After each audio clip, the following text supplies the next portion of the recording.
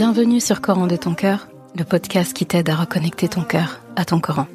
Je suis Oustada Zainab, enseignante dans les sciences du Coran et médecin. Et depuis plus de 15 ans maintenant, j'apprends aux femmes à comprendre et à vivre leur Coran au quotidien. J'ai la ferme conviction que le Coran est la clé d'un cœur apaisé, d'une vie alignée et d'une relation saine et belle avec Allah subhanahu wa ta'ala. À travers ce podcast, je t'invite chaque semaine à puiser dans les merveilles de notre Coran et dans les sagesses de notre bien-aimé Muhammad sallallahu alayhi wa sallam, pour redonner un nouveau souffle à divers pans de ta vie. Prends donc ce temps pour toi et belle écoute. Assalamu alaikum wa rahmatullah. J'espère que tu te portes bien ainsi que tout ton entourage.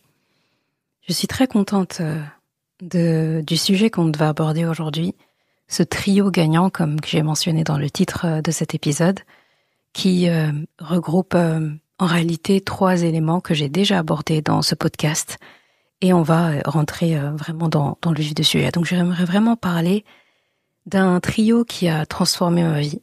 Moi personnellement, ça a vraiment transformé ma vie, et pas qu'à moi. Plusieurs personnes avec qui j'ai parlé de ça, eh bien, en ont fait la même expérience. 3 choses qui, mises ensemble, ça crée quelque chose de très grand, de très fort. Une baraka, clairement. Je pense que le mot qu'on pourrait prendre pour qualifier tout ça, c'est baraka, qu'on ressent partout dans notre quotidien. C'est ça que ça amène. C'est pour ça que j'ai parlé de trio gagnant. Ça pourrait être combo gagnant, peu importe. Et avant d'aller plus loin, je te laisse avec la ayah qui a motivé l'épisode du jour. Et on continue ensuite. Bismillahirrahmanirrahim. وَمَا كَانَ اللَّهُ لِيُعَذِّبَهُمْ وَأَنْتَ فِيهِمْ وَمَا كَانَ اللَّهُ مُعَذِّبَهُمْ وَهُمْ يَسْتَغْفِرُونَ. Mais Allah ne les châtierait pas tant que tu te trouves parmi eux. De même qu'il ne les punirait pas tant qu'ils demandent son pardon. Tiré de Surat Al-Anfal, ayah 33. Donc cette ayah, elle est très très très forte. On aura l'occasion d'en reparler un peu plus tard, mais magnifique. J'ai trouvé que c'était une très belle façon d'introduire ça, notamment pour le premier élément que je vais mentionner du trio.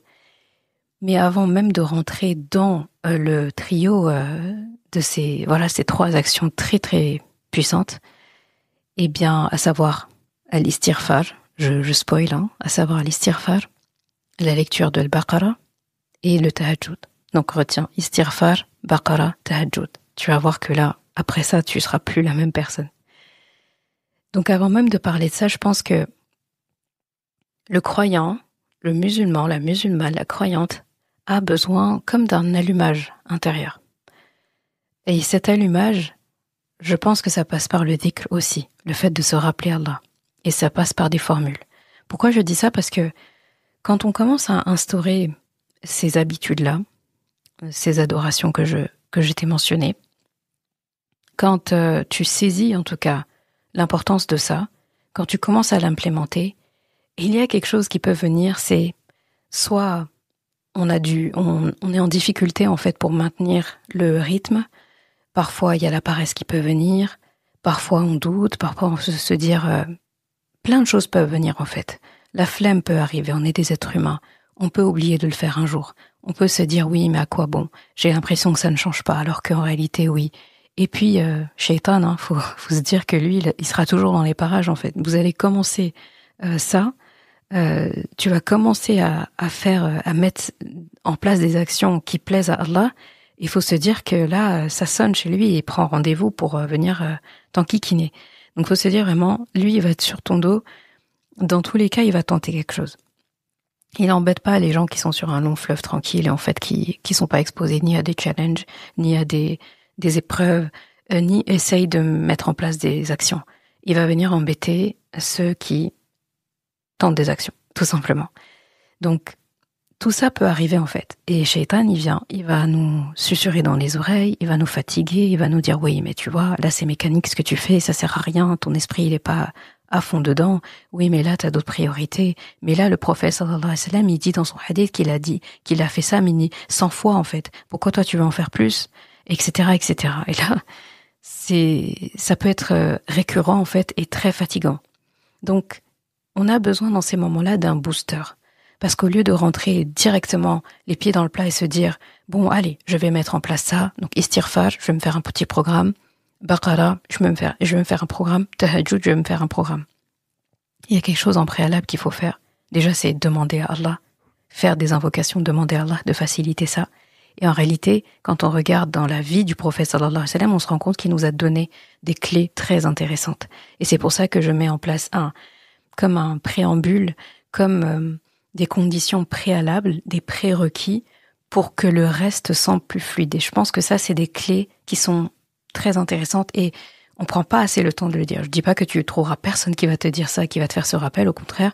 Mais des fois, les rappels, ils sont un peu parsemés, ça et là. C'est pour ça que je suis très contente d'aborder cet épisode parce que ça permet de concentrer plein de bonnes actions. Enfin, les 3 éléments que je t'ai cités, tu les prends tout seul, déjà, t'es refait.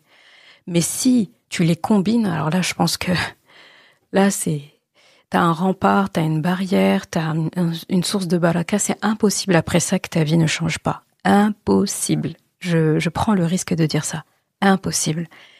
Mais pour que ça tienne, il faut se dire que c'est tellement énorme, c'est tellement grandiose. L'enjeu est tellement grand, aussi bien pour toi que pour notre ennemi déclaré, qui a décidé il a mené une guerre contre Papa Adam alayhi salam, et il a décidé en fait qu'il allait se venger. Il n'a toujours pas digéré qu'on lui ait demandé de se prosterner devant notre ancêtre. Il a toujours pas supporté. Donc chaque fois qu'il nous voit, on est l'incarnation même de cet événement-là. Donc il a fait un serment en fait, qu'il allait ramener le maximum de personnes avec lui en enfer. Et donc faut se dire que l'enjeu, il est grand pour nous par rapport à ce qu'on va en obtenir, et l'enjeu, il est grand pour lui parce qu'une fois qu'on est rentré dans cette routine-là, il pourra très difficilement nous en sortir. Donc avant de se dire « Allez, ça y est, je vais me faire un programme », commençons par les prérequis, et le prophète sallallahu alayhi wa sallam nous a donné ça. Donc on va faire les choses dans l'ordre et parler d'abord de ces prérequis qui sont des boosters. En fait, quand tu les inclus ça dans l'équation, le reste, ça va couler de source et ça va t'aider. Je sais pas comment traduire ça. Je pense que je dois faire aussi un disclaimer, c'est que tout au long de l'épisode, tu risques de te dire, mais on dirait qu'elle parle de miracle, on dirait qu'elle parle d'une recette miracle. Mais comment une chose comme ça peut induire autant de bienfaits? Est-ce qu'elle n'en fait pas trop? Est-ce que c'est pas exagéré? Pas du tout. Il faut tester pour le comprendre. Mais pour te donner encore plus envie de ne pas seulement tester, parce qu'une fois que tu auras testé, tu vas l'intégrer. Inch'Allah. Mais oui, les miracles existent. Et ils sont dans ça. Oui, la chance existe quand on met des actions en place. Moi, je dis que la chance, elle existe seulement quand on met l'intention et on démarre quelque chose. Donc les chanceux, en réalité, c'est ceux qui ont décidé de faire. Et ceux qui ont décidé de commencer une action, même si c'est une petite action, tant qu'il la commence et qu'il la garde tout le temps. Donc les actions que le prophète sallallahu alayhi wa sallam disait, il disait que les actions qu'Allah préfère, les meilleures, ce sont celles qui sont constantes, même si elles sont petites. Eh bien, oui, les miracles existent, oui, la chance existe, et ça appartient à ceux qui démarrent, à ceux qui font confiance à Allah et qui foncent dedans. Donc, comme je disais, j'ai fait mon petit disclaimer, oui, tu auras l'impression que je parle que de choses miraculeuses, de choses qui sont arrivées, de choses auxquelles tu dois t'attendre après avoir mis en place ce trio. Et oui, tu as le droit de rêver grand par rapport à ça. Alors, le zikr, ça va clairement être du zikr. Et c'est 2 choses que j'ai moi-même mis en place en plus. 2 choses, c'est le fait de dire le tawhid, et là aussi j'ai consacré un épisode sur ça, tawhid, le fait de prononcer cette formule de tawhid que tu connais, qu'on dit quand on rentre en islam, la ilaha illallah, et c'est la même formule aussi qui est attendue de nous au moment où l'ange de la mort vient prendre notre âme, donc au moment où on meurt, la ilaha illallah. Et donc par rapport à ça, je me suis dit que ce serait bien qu'on prenne le temps de bien parler de cette formule qui est grandiose. La formule la ilaha illallah, précisément, plus longue, donc La ilaha illallah, wahdahu la sharika lah, lahul mulk wa lahul hamd, wa huwa ala kulli shay'in qadir. Cette formule-là, c'est la formule la plus complète pour le tawhid.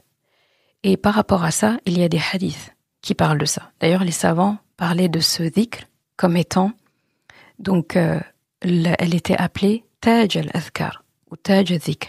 Donc, c'est comme la reine, la couronne en fait, la reine parmi toutes les formules de dhikr, de rappel d'Allah subhanahu wa ta'ala.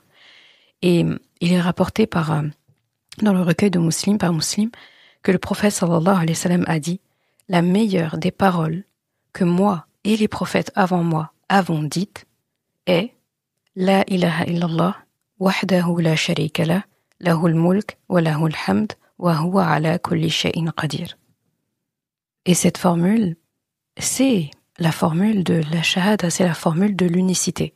Donc la ilaha illallah, donc c'est il n'y a de divinité digne d'adoration qu'Allah. Wahdahu la sharika lah, unique, sans associé. Lahul mulk wa lahul hamd. À lui appartient la royauté et la louange. Wa huwa ala kulli shay'in qadir. Et il est capable de toutes choses. Donc cette formule-là, le prophète sallallahu alayhi wa sallam a dit que la meilleure parole que lui et les prophètes avant lui ont dit, c'est celle-là. C'est le meilleur dhikr. C'est-à-dire que la meilleure chose que tu puisses dire pour te rappeler d'Allah, c'est une formule qui te rappelle le tawhid, l'unicité d'Allah. Et c'est pour ça qu'on nomme ce dhikr Taj al-Dhikr, donc la couronne du rappel, parce qu'elle réunit le tawhid, la louange, la royauté divine et l'omnipotence d'Allah subhanahu wa ta'ala. Il y a d'autres hadiths aussi qui vont parler de ça, à savoir un où le prophète sallallahu alayhi wa sallam a dit « Celui qui dit La ilaha illallah, wahdahu la sharika lah, lahul mulk wa lahul hamd, wa huwa ala kulli shay'in qadir » 100 fois dans sa journée, donc là on commence à voir des chiffres qui apparaissent, et bien cette personne aura la récompense de l'affranchissement de 10 esclaves. C'est énorme comme récompense à l'époque. 100 bonnes actions lui seront inscrites pour chaque formule qu'il va dire. 100 fautes seront effacées et cela le protégera du shaitan toute la journée jusqu'au soir. Donc là, est-ce que tu commences à comprendre pourquoi est-ce que je pense que ce dhikr est un prérequis avant de faire tout autre acte d'adoration? Parce que je t'ai parlé de shaitan qui va pointer le bout du nez. Sauf que shaitan, il peut pas grand-chose. Il peut pas vraiment t'embêter à partir du moment où tu as dit La ilaha illallah. À partir du moment où tu as commencé ça, là, il a pas le choix. Et c'est pour ça que celui qui arrive à dire ça au moment de sa mort, shaitan après il arrête. Alors qu'avant que tu le prononces, il va tout tenter pour que tu le dises pas. Tu vas avoir soif, il va te tenter, il va te proposer à boire. Bien sûr, c'est un mirage. Il va tout tenter pour que tu ne le dises pas. Mais une fois que c'est dit, tu vas voir, il va s'évaporer. Il va s'évaporer. Parce que qu'est-ce qu'il va pouvoir te dire pour te convaincre après que tu aies prononcé, admis, célébré l'unicité d'Allah subhanahu wa ta'ala? Il peut plus. Donc, à prononcer tous les jours. Et le prophète sallallahu alayhi wa sallam a parlé de 100 fois. C'est-à-dire, il le faisait minimum 100 fois, lui, d'ailleurs. D'accord? Donc, nul n'aura fait mieux que lui, sauf celui qui en aura dit davantage. Donc, personne n'aura fait mieux qu'une personne qui dit 100 fois cette formule, sauf celui qui le dit plus. Donc là, ici, il y a une invitation à ce qu'on fasse plus. D'accord? Et ce hadith, il est magnifique parce qu'il montre vraiment la puissance quantitative et qualitative de ce dhikr. Parce que parfois, on va avoir des discours qui vont dire oui, mais c'est la qualité qui prime. Vaut mieux dire moins, mais bien le faire. Vaut mieux une ayah et bien la méditer. C'est vrai. Mais ça doit pas nous faire reposer sur nos lauriers et nous dire ah bah c'est pas grave si j'ai pas beaucoup lu aujourd'hui ou c'est pas grave si... Non. Il faut toujours viser mieux. On fait ce qu'on peut, mais viser toujours mieux. Donc ce que j'aime bien, c'est que vraiment ce hadith, il va venir honorer et la qualité et la quantité. Parce que nous, dans notre vie, ce qu'Allah nous demande, c'est l'équilibre. On ne doit pas viser que la qualité, parce que c'est pas le but. On ne doit pas viser que la quantité. Mais les deux doivent collaborer pour que ça fasse un très beau combo gagnant. Et les savants ont parlé aussi de cette formule-là, notamment Ibn Qayyim, rahimahullah, qui disait « Cette formule contient la déclaration du tawhid, l'affirmation du royaume d'Allah, la reconnaissance de sa perfection et de sa puissance absolue. C'est le dhikr le plus complet, car il rassemble la négation, quand on dit la ilaha, il n'y a pas de divinité, et l'affirmation, illallah, donc sauf Allah, la souveraineté, la louange et la puissance. C'est pour ça que ce hadith, c'est pour ça que ce dhikr, est aussi puissant et aussi fort en fait, parce qu'il est complet en fait. An-Nawawi, rahimahullah, dans Sharh Muslim, a dit « Ce dhikr réunit la foi, la reconnaissance du bienfait et la gratitude. C'est un résumé de la aqida du musulman tout entier. » C'est dire. Ibn Kathir, célèbre exégète, rahimahullah, a dit « Cette parole est la clé du paradis, et celui qui l'a dit sincèrement, en mourant, entre au paradis. » Ça aussi, c'est très fort. C'est magnifique. Et franchement, j'ai intégré ça depuis un bon moment dans ma routine et j'ai évalué le temps que ça me prenait, juste pour donner un ordre d'idée et te montrer à quel point c'est vraiment intégrable. Moi, je le fais le matin et le soir. Comme ça, comme le hadith parle de la protection jusqu'au soir, je me dis, allez, du matin jusqu'au soir, et je fais le soir pour avoir une protection jusqu'au matin. D'accord ? Et franchement, en prenant le temps de le dire tranquillement, 100 fois, donc c'est le minimum que je m'impose, ça prend 20 minutes. Et encore des fois, on peut faire en moins de 20 minutes. 20 minutes, cette formule-là. La ilaha illallah, wahdahu la sharika lah, lahul mulku, wa lahul hamd, wa huwa ala kulli shay'in qadir. Ça a l'air d'être long comme ça, mais c'est très rapide. Même la ilaha illallah tout seul, c'est magnifique. Mais comme le prophète sallallahu alayhi wa sallam a parlé de ce dhikr-là qui est le plus complet, et il a dit que c'est le mieux qu'il a dit lui et les prophètes avant lui. Je pense que faut juste faire arrêt sur image là et se dire, le prophète sallallahu alayhi wa sallam commence sa phrase par la meilleure parole que moi et les prophètes avant moi avons dit. Est-ce que là, on peut seulement s'autoriser à se dire que ok, oui, mais c'est optionnel. C'est-à-dire, si je ne l'intègre pas, j'ai pas commis un péché, c'est pas obligatoire. Est-ce que là, je peux me permettre de me dire que je n'ai pas besoin de cette formule dans ma vie? On peut pas se le dire. Parce qu'en fait, le prophète sallallahu alayhi wa sallam est en train de nous donner de l'or en barre, là, carrément. Et il nous donne une formule. C'est quelque chose à prononcer. C'est tellement facile de dire quelque chose. L'action, c'est de prononcer ce que le prophète sallallahu alayhi wa sallam a dit. Il n'y a pas plus simple. Et en plus, cette formule-là, il se trouve qu'elle est complète, et en plus, elle est réputée pour éloigner Shaitan et réfuter Shaitan. Donc en fait, on coche toutes les cases avec. Et il se trouve que ça part de l'unicité d'Allah, c'est pas étonnant en fait. C'est la meilleure formule. Donc, j'avais parlé de 2 prérequis. Le premier prérequis, je pense, pour commencer à intégrer n'importe quelle adoration dans ton quotidien, pas seulement le trio gagnant dont je te parle aujourd'hui, n'importe quel acte d'adoration. On commence par ces 2 prérequis. Le premier, donc c'est ce dhikr-là, le dhikr du tawhid. On va résumer ça en ça. Le dhikr du tawhid, à savoir, normalement tu l'as en bouche maintenant. La ilaha illallah, wahdahu la sharika lah, lahul mulk, wa lahul hamd, wa huwa ala kulli shay'in qadir.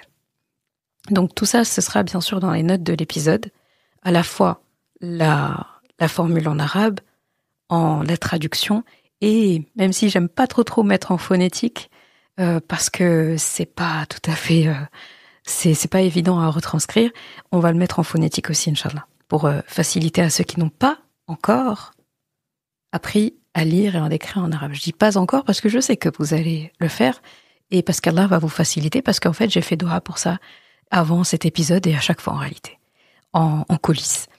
Amin ya Rabbal Alamin. Donc, le dhikr du tawhid est le deuxième. Aussi pareil, je pense que on connaît sa portée, mais on le néglige encore, je trouve, parce que je dis ça dans le sens où on l'utilise pas assez, parce qu'on réalise pas encore assez à quel point c'est fort et à quel point ça ouvre des portes. Et ça, c'est le fait de saluer, donc adresser des salutations, prier sur le prophète sallallahu alayhi wa sallam. Le prophète sallallahu alayhi wa sallam a rapporté, tu trouveras ça dans At-Tirmidhi, dans son Sahih, celui qui prie sur moi une fois, Allah prie sur lui 10 fois. Je ne sais pas si tu réalises. Si Allah prie sur toi, qu'est-ce qui peut t'arriver? Donc tu pries sur le prophète sallallahu alayhi wa sallam, Allah prie sur toi en retour. Donc, et ici, quand on parle de prier, c'est quoi? Quand on dit Allahumma salli ala Sayyidina Muhammad, salli, salah. Dedans, il y a la notion de le salut, il y a la paix, il y a tout le khayr, il y a le lien, il y a l'ouverture. Tout ça est inclus dans Salah. Et encore, il dit, les plus proches de moi, le jour du jugement, sont ceux qui prient le plus sur moi. Ceux qui disent le plus, Allahumma salli ala Sayyidina Muhammad. Ou sallallahu alayhi wa sallam. En réalité, tu vois, chaque fois que tu entends le nom du prophète sallallahu alayhi wa sallam, tu pries sur lui. C'est la recommandation. Et regarde aussi dans le tashahhud. Dans le tashahhud, dans la prière, tashahhud final, on prie sur le prophète sallallahu alayhi wa sallam. Et également sur le prophète Ibrahim alayhi salam. Ça, c'est-à-dire que Allah est tellement Rahman, il a tellement d'amour pour nous et de bienveillance par rapport à nous, qu'au cas où, en fait, tu n'avais pas pensé à le dire dans la journée, il l'a intégré dans tes 5 prières. Et oui. Et toutes les autres prières que tu vas faire, parce que le tashahhud final, le salut final, l'inclut. Et ça, c'est très fort. Pareil, la formule de tawhid est inclue aussi dans le tashahhud. Donc tout ça est magnifique. Donc les savants disent que le dhikr du tawhid et salat ala nabi, donc la prière sur le prophète sallallahu alayhi wa sallam, sont 2 formules qui purifient l'intention, ouvrent les portes du cœur avant toute autre œuvre, et ça éloigne Shaitan. Et ils les comparent en fait à l'eau et à la lumière. Ils disent que la ilaha illallah, ça purifie, donc c'est l'eau. Allahumma salli ala Sayyidina Muhammad, ou bien Allahumma salli ala Muhammad, va illuminer. Et dans la vie, est-ce qu'on n'a pas besoin d'eau et de lumière? Si tu veux faire pousser quoi que ce soit, il faut de l'eau et il faut de la lumière. Et donc je voulais vraiment qu'on se rende compte de ces 2 choses-là, ces 2 prérequis avant toute chose. Et ce qui est beau en fait, c'est que ces 2 éléments-là, ça va vraiment t'aider à supprimer les wasawis de Shaitan. Tu vois, les susurres là de Shaitan. Ça va faciliter et ça va t'enlever, tu sais, ce voile que dans toute chose que tu veux faire, que tu vas voir comme un challenge. Et des fois, c'est ce premier pas qui est difficile. Ou bien de maintenir, ça va être difficile. Ou bien la lassitude va venir en place. Ou t'es trop occupé, etc., etc. Et bien sûr, Shaitan dans les parages. Eh bien, parfois on a besoin d'un booster. Eh bien, ces 2 éléments-là que j'ai mentionnés, eh bien, ils ouvrent la porte aux autres adorations. Toutes les autres adorations deviennent beaucoup plus simples. Elles deviennent évidentes. Vraiment, teste-le. Je vais parler sur le plan personnel. Intégrer ça dans le quotidien rend tout le reste des adorations évidentes. Quand tu en parles, c'est évident. Tu en entends parler, c'est évident. Tu commences à le mettre en place, tu te dis, mais c'était une évidence de le mettre en place. Abandonner n'est plus même dans tes pensées. La paresse disparaît. La lassitude, ça s'envole. La constance, ça devient facile. Pour ça, quand je te dis, on dirait que je ne vais pas commencer à parler de miracle, c'est la vérité. Et c'est pas moi qui le dis. Je suis pas la première à l'expérimenter, et Inch'Allah, je ne serai pas la dernière. Et je n'ai pas le monopole de ça, et j'ai rien inventé. Il faut tester pour comprendre. Et après, je suis sûre que quand tu vas commencer à mettre ça en place, ça va commencer, tu vas vouloir en parler à tout le monde. Et voilà, je suis très contente encore une fois d'être un sabab pour que ça se diffuse un peu plus quand même. Donc, vraiment, comme je dis sur le plan personnel, je vais même plus loin. Tu sais, pourquoi ça facilite les autres adorations? Parce que ça va effacer, ça va terrasser tout ce qui te fatigue et tout ce qui te brouille l'esprit et qui fait que les bonnes actions deviennent compliquées, les actes d'adoration. Souvent, ce qui va venir nous embêter, c'est la perte de temps, le temps qu'on perd, le scrolling, parler sur les autres. Tout ça, en fait, toutes ces choses qui nous sont rendues faciles par la société aujourd'hui. C'est facile de scroller, c'est facile de parler sur les autres, du gossip. C'est facile d'écouter de la musique, c'est facile de perdre son temps. Eh bien, ces deux prérequis-là, salat ala nabi et, bien sûr, avant tout, le tawhid, le dhikr du tawhid, la ilaha illallah, eh bien, ça va agir comme un nettoyant naturel de ces choses-là qui te parasitent. Et qui dit nettoyer quelque chose, donc voilà, on purifie quelque chose, donc ça fait du vide. Et qui dit vide dit on peut remplir maintenant. Et là, tu vas remplir de bonnes choses. Tu peux pas venir habiter un appartement nouvellement acquis, une maison nouvellement acquise, sans sans nettoyer avant, sans prendre les mesures pour pouvoir installer tes meubles, sans décorer un minimum, sans mettre les commodités minimum. T'es obligé de faire ça. Eh bien, dis-toi que ce dhikr et la prière sur le prophète sallallahu alayhi wa sallam vient faire cette action-là. Ça va venir enlever les toiles d'araignée qui traînaient, ça va enlever la poussière qui était là, ça va te permettre après de mieux meubler et d'utiliser ton espace intelligemment. Donc, on a posé les choses. Très important cela. Maintenant, là on peut rentrer dans notre trio gagnant. Donc 3 éléments. Et là je fais pause pour te dire que je te conseille d'aller écouter. Je vais mettre aussi les liens dans les notes de cet épisode. 3 épisodes qui sont déjà sortis, parce que comme ça je vais pas répéter tout ce qui a été dit dedans vu que je les ai déjà abordés longuement. Donc un épisode qui va parler du tahajjud, d'accord, cette habitude si précieuse pour cultiver ta paix, comme le titre de l'épisode le dit. Un épisode qui va parler de la force en fait de l'istighfar, que c'est vraiment quelque chose que tu as intégré aussi à ton quotidien. Et un épisode que j'avais commencé sur une série Baqara and Baraka. Oui, la série n'a pas continué, c'est juste que ça prenait énormément de temps et en fait, je me suis rendu compte que Baqara, pour lui faire vraiment honneur, il faudrait l'aborder vraiment à elle toute seule. Donc, Inch'Allah, ça sera abordé, mais pas sur le podcast, en fait, sur autre chose voilà, tu auras l'information dans les prochaines semaines, on va dire, Inch'Allah.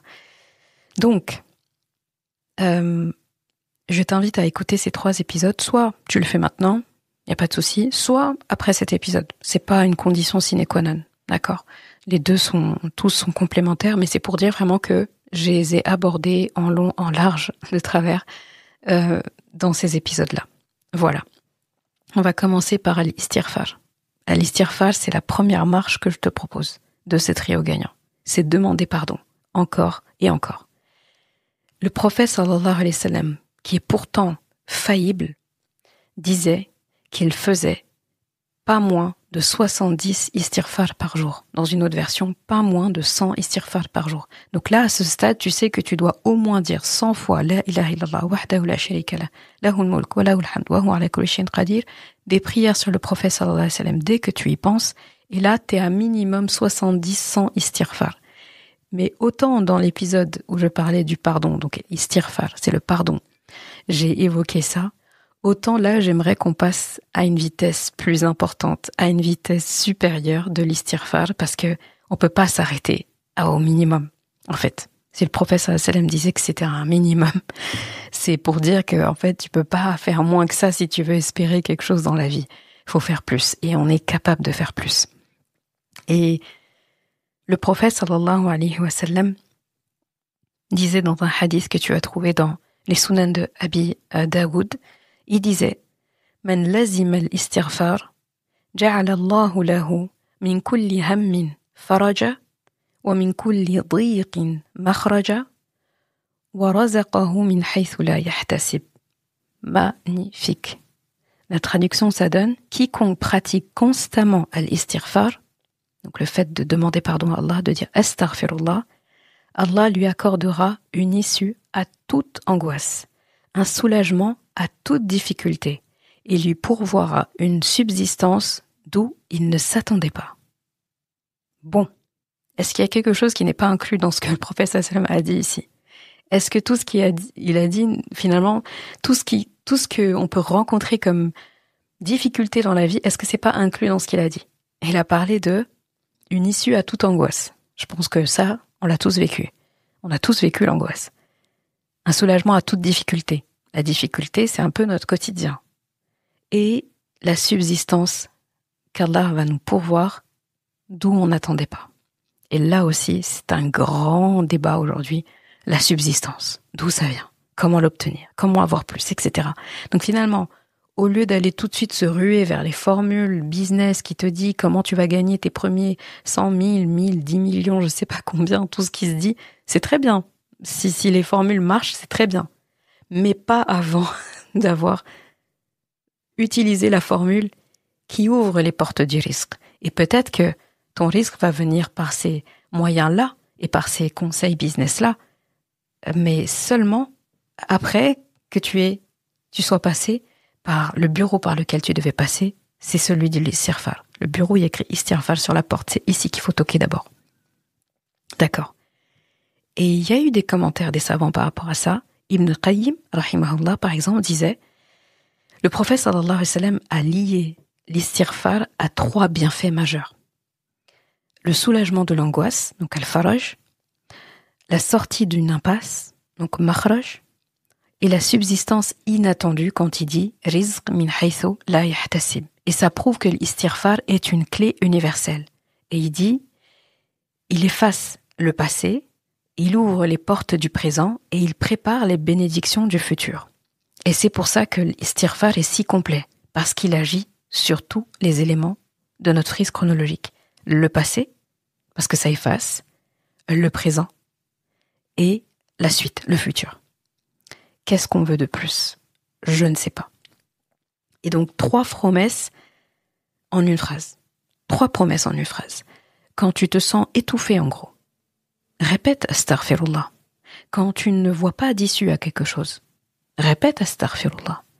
Quand les finances, la santé, les relations interpersonnelles semblent bloquées et compliquées, répète al-istighfar, astaghfirullah. Parce que astaghfirullah, al-istighfar, c'est beaucoup plus qu'une demande de pardon. En fait, c'est réducteur de penser que tu ne fais que demander pardon ici. C'est pas ce que Allah nous enseigne, même dans son Coran, ni le prophète sallallahu alayhi wa sallam dans sa sunna. C'est plus qu'une demande de pardon.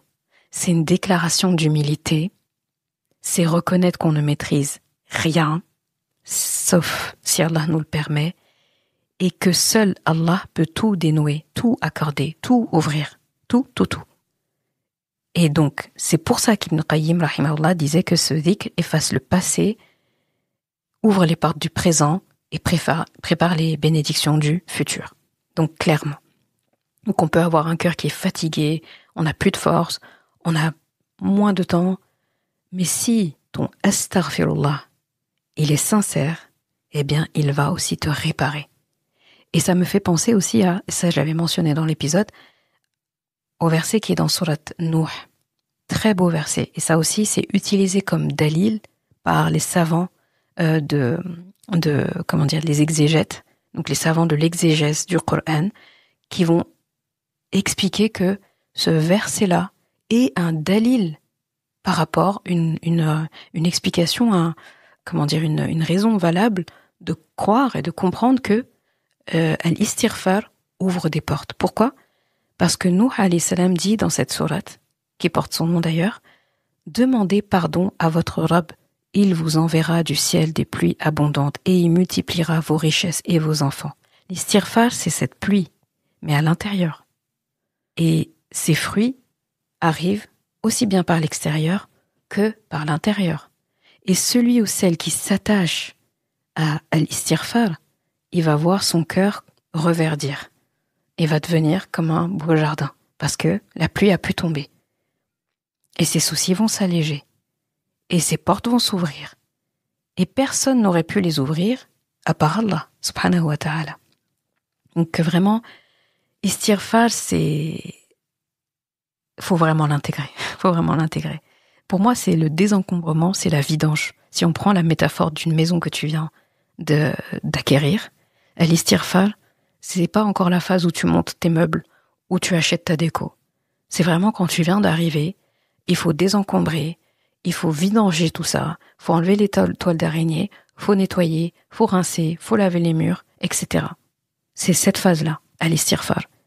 Et de ça va naître tout le reste. C'est ça qui va te permettre d'avoir une belle déco après, qui va te permettre d'avoir de bons meubles après, qui va permettre que ta maison sente bon, qui va te permettre d'accueillir des invités, qui va permettre à ta famille de vivre tranquillement, qui va finalement t'offrir des beaux souvenirs parce que tu vas bâtir des souvenirs dans cette maison qui a été bien désencombrée, bien nettoyée dès le départ, dès l'entrée. Donc à l'istighfar, c'est comme ça que je le vois. Et faut que je parle un peu plus de l'istighfar dans les bienfaits vraiment qu'il peut accorder, et bien plus que ça. Et je vais parler aussi sur le plan personnel. Je suis obligée de, pour le coup, moi qui aime pas dire ah bah moi ça m'a généré ça, j'ai fait ça. J'aime pas trop toujours parler. J'aime pas vraiment parler d'une adoration, surtout quand elle est constante comme ça. Pourquoi, combien j'en fais, etc. Mais je pense que là faut se sacrifier. Faut se sacrifier parce que sinon il faut que vous entendiez des témoignages pour comprendre. Et des témoignages sur Internet, vous allez en voir plein sur l'istighfar. Tu vas en voir plein. Il faut que tu en lises. Et tu vas voir que si tu en lis un, tu en lis un autre, tu te dis, mais pourquoi personne m'avait dit? Il se passe autant de miracles et personne ne dit rien. Genre, vous gardez les bons plans pour vous. C'est bizarre. Et donc, comment j'ai compris pour la première fois, ce qui m'a pour la première fois vraiment fait tilt par rapport à l'istighfar, ça remonte maintenant. Et j'avais écouté une conférence. Une conférence, et c'est une dame qui parlait elle-même parlait d'une conférence qu'elle avait écoutée. Et cette conférence qu'elle avait écoutée, le cheikh dedans expliquait lui-même que quelqu'un lui avait expliqué. Et ce cheikh, qui n'avait pas toujours été un cheikh, il disait qu'il fumait, il faisait plein de choses dont il n'était pas spécialement fier. Et il était endetté, il était malade, etc. Et un jour, il assiste lui-même à une conférence où on lui parle de l'istighfar.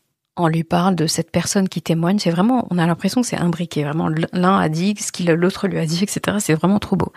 Et cette personne qu'il écoute, ce professeur, lui explique, dans la conférence en tout cas, il explique que lui-même était très endetté. Il était très endetté et on parlait de la dette, on parlait de minimum 1 million de dollars. Je crois que c'était quelqu'un qui vivait aux États-Unis ou dans un autre pays. 1 million, minimum. Et je souhaite pas à quelqu'un d'avoir 1 million de dollars de dette. Ça doit vraiment pas être drôle. Je sais pas comment ça a été contracté ou quoi. J'ai pas plus d'informations que ça, mais cette personne, en tout cas, explique ça.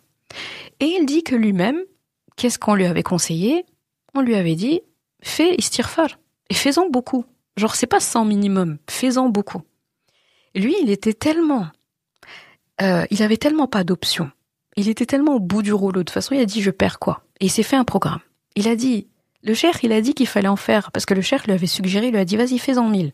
1000, effectivement, tu fais astaghfirullah 1000 fois. Franchement, moi, le temps d'un trajet de l'école de chez moi à l'école des enfants, on a un peu de route le matin, les 1000, ils sont faits. Hein. C'est largement faisable. Et sans en dire comme ça, hein. Astaghfirullah, astaghfirullah, astaghfirullah, astaghfirullah. Tu prends un tasbih, ceux avec lesquels t'appuies là, ou les digitaux et tout, ou ceux qui ont les roulettes là, ou ceux où t'appuies tout simplement. Et c'est plus facile parce que sinon c'est compliqué de compter de tête 1000. Avant d'arriver à ta destination, tu vas voir sur le compteur qu'il y aura les 1000. Donc le cheikh lui avait dit, fais-en 1000, c'est bien. Cette personne était tellement désespérée avec sa dette, elle s'est dit, quitte à tenter un truc, et c'est istighfar. Et il a parlé de tout ce qu'istighfar pouvait faire de miraculeux. Et il s'est dit, moi je vais pas avoir petit, je vais en faire 10 000. Et il en a fait 10 000.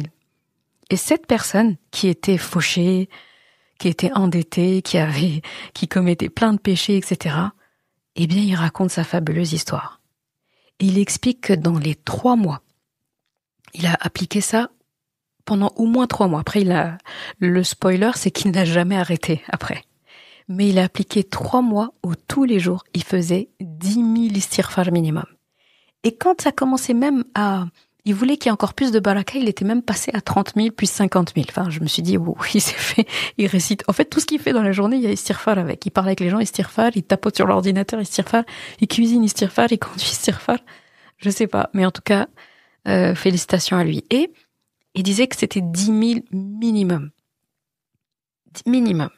Eh bien, il dit dans les 3 mois, il s'est passé des choses fabuleuses. Dans les 3 mois, sa dette, donc crois-le ou non, toi qui m'écoutes, sa dette volatilisée.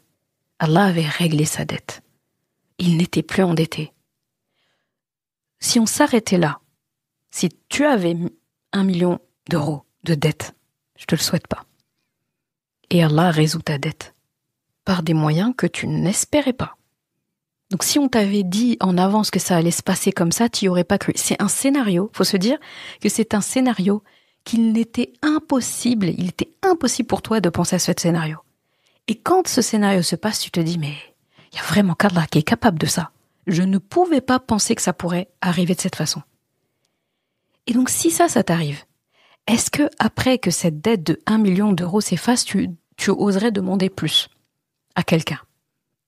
Déjà, tu te dis, juste on m'enlève mes 1 million de dettes, je parle plus en fait. Ça y est. Mais à la fin, tu reviens à zéro en fait. Tu reviens au stade normal de quelqu'un qui n'a pas de dette. Eh bien, cette personne explique que en 3 mois, j'ai pas seulement eu ma dette complètement effacée. Il disait, j'ai obtenu 1 million de dollars. Là aussi, quand j'écoutais ça, je me suis dit, hein? Quoi? Donc ça veut dire il y a 2 millions dans l'histoire. Oui. Et après, il est devenu riche, etc. Plein de choses. Ça s'est amélioré aussi avec sa famille, etc. Et après, cette personne, ça l'a fait entrer encore plus dans la pratique religieuse. C'est-à-dire que là, lui, il s'était dit, moi, je vais faire que istighfar. Il était arrivé à un point où même ces 5 prières, c'est compliqué de faire à l'heure et tout. Mais il s'est dit, en fait, fichu pour fichu, qu'est-ce qui peut m'arriver de pire? De toute façon que ma dette, je bois, il y a ça, je fume, ça va pas avec ma famille, blabla. Il a intégré ça. Et en fait, après, quand il fait le bilan de tout ça, donc des mois, des années plus tard, il explique ça dans une conférence. Entre-temps, il est devenu un érudit dans le Coran, il enseigne, il est musulman, pratiquant, il dirige la prière, il a appris ça et tout, c'est plus du tout la même personne. Donc c'est beau de se dire que on peut changer. Et il explique que ma porte d'entrée pour commencer l'istighfar, c'est que moi j'ai voulu combler ma dette. Il a dit, et il s'est passé quelque chose de fabuleux dans tout ça, c'est que Allah m'a comblé ma dette, oui, mais j'ai obtenu plus que cette dette comblée. J'ai obtenu plus aussi que l'argent qui m'a ajouté après. Il dit, j'ai pris goût à demander pardon à Allah. C'est devenu une seconde nature. À la fin, je ne faisais plus d'istighfar pour obtenir quelque chose seulement. Je faisais istighfar parce que j'en avais envie et surtout parce que j'en avais besoin. L'istighfar, c'était devenu comme l'abonnement à la salle de sport, mais l'abonnement qu'on fait vraiment. C'est pas l'abonnement de sport où des fois on reste, on ne va pas à la séance. C'est devenu vital. C'est-à-dire, je ne peux plus faire sans. Et il dit, et à côté, quand on parle de quelque chose qui a des dommages collatéraux, moi j'ai eu des avantages collatéraux. Il dit, la relation avec ma famille s'est améliorée. Cette personne avait tellement un train de vie compliqué, il était tellement pas fiable, que sa femme, en fait, avait quitté le domicile, elle n'en pouvait plus. Et il disait que son mariage, miraculeusement, a commencé à s'améliorer. Il est un excellent mari maintenant. Ses enfants, c'est pareil. Ils ont gagné un père qui était présent, quoi, plus qu'avant. Son travail, baraka. Sa pratique religieuse, baraka. Ça ne veut pas dire qu'il commettait pas d'erreurs, mais il disait l'erreur, elle prenait moins de temps à être résolue parce que l'istighfar faisait que tu retournes plus rapidement vers Allah. Tu te trompes, tu viens plus rapidement. Certaines choses, avant de te tromper, en fait, tu te trompes pas parce que ça fait comme un garde-fou, en fait. C'est comme si tu avais quelque chose qui était constamment en train de te protéger. Et il disait sur tous les aspects de sa vie, ça s'est réglé. Pareil, il a arrêté de fumer. Sa santé s'est améliorée. Là où les médecins lui disaient « Monsieur, si vous arrêtez pas, vous avez tel antécédent, vous avez ça va pas, votre foie, etc. » Tout est parti. Même les médecins, ils le regardaient comme un extraterrestre en disant « Mais on comprend pas, en fait, comment t'as guéri, toi. » Et ce cheikh explique ça. Et moi, j'écoute la conférence de la sœur qui explique ce que ce cheikh a dit par rapport à ce qu'un autre a dit. Donc, vous voyez, ça sert quand même d'écouter d'autres personnes raconter. Et elle, pourquoi est-ce elle avait commencé l'istighfar à la base? Elle est tombée sur cette vidéo ou cette conférence, je sais pas si c'était en physique ou en vidéo. Eh bien, elle était atteinte d'une maladie. Une maladie grave, très grave, mais en fait, elle ne connaissait même pas la maladie. Elle avait des symptômes. C'était inexplicable. Mais même si les médecins, ils n'arrivaient pas à élucider, ils n'arrivaient pas à mettre la main sur la cause. Mais elle, en tout cas, on peut pas lui dire qu'elle n'était pas malade. Elle était en train de se fondre complètement à une perte de poids vraiment monumentale. Elle n'arrivait plus à s'alimenter. Elle était faible. Il y a rien qui allait. Franchement, c'était angoissant. Elle tombe sur ce témoignage. Pareil, elle se dit, qu'est-ce que je vais perdre? Elle fait istighfar. Et non seulement elle guérit miraculeusement de tout ça, plein d'autres choses dans sa vie, en fait, ont changé.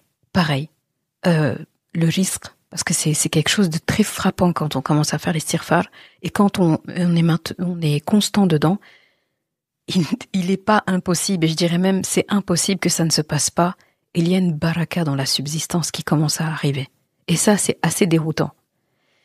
Il y a ça, les relations avec les gens, il y a plein de choses, en fait, qui apparaissent, et tu te dis, mais j'étais où avant? Avant l'istighfar, pourquoi il n'y avait pas l'istighfar dans ma vie? Est-ce que je dormais? Est-ce que je rêvassais? Qu'est-ce qui se passe? Pourquoi est-ce que... Et là, tu commences à dire pourquoi on m'en a pas parlé? Normalement, toi, après aujourd'hui, tu diras plus ça. Et moi, après, je tombe sur ça. Je tombe sur cette vidéo d'il y a quelques années. Faut que je la retrouve d'ailleurs. Et effectivement, c'était une période de ma vie aussi très difficile. C'était pas une question d'argent, c'était pas la santé. Enfin, si, il y avait la santé aussi un peu, mais c'était d'autres choses que je vais garder parce que je pense que voilà, ça va t'encombrer plus qu'autre chose d'avoir ce genre de détails. Et je me lance. Et pareil, je faisais 1000 par jour. C'était le minimum. Quand c'était tendu, j'augmentais un peu. Et à un moment donné, bon, déjà, non seulement cette chose, elle s'est réglée, plein d'autres choses autour ont commencé aussi à miraculeusement changer. Et il y a une période où j'avais peut-être fait un peu moins ou quoi que ce soit. Et c'est comme si j'avais un peu oublié. Je sais pas comment expliquer, mais quand une chose est en routine, et j'avais pas forcément mis en place ses prérequis, comme je disais, hein. C'était avant. Et là où ça m'a rattrapé, on va dire, où ça m'a fait un rappel, c'est cette année, début d'année 2025. Je dirais même fin d'année 2024. Parce que comme je t'ai expliqué dans le long épisode le plus long du podcast où je parle du Hajj, que j'ai effectué cette année en 2025, alhamdoulilah, eh bien, ça fait des années, moi, que j'essayais d'aller au Hajj. C'était pas, une année c'était telle raison, une année c'était ça, une année c'était les études, une année c'était j'étais enceinte de mon 3e, et il y avait toujours quelque chose. Et cette année, je voulais trop y aller.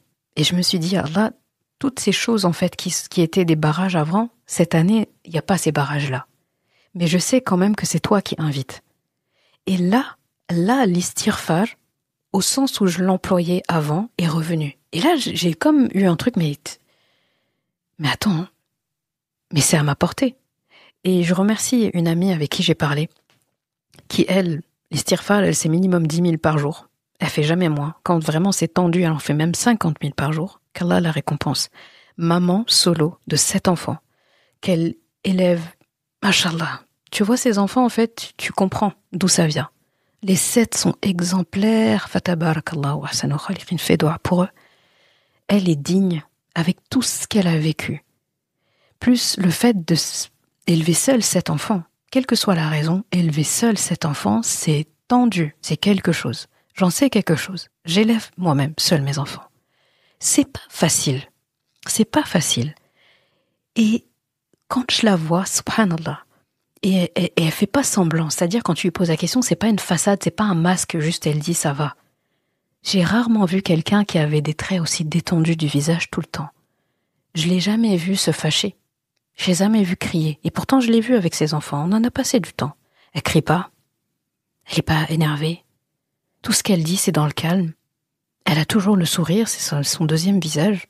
Elle a l'air toujours... En fait, on dirait, la sakina, c'est son nom de famille. La paix. Et moi, je sais d'où ça vient, parce que je sais qu'elle intègre toujours ça et d'autres choses.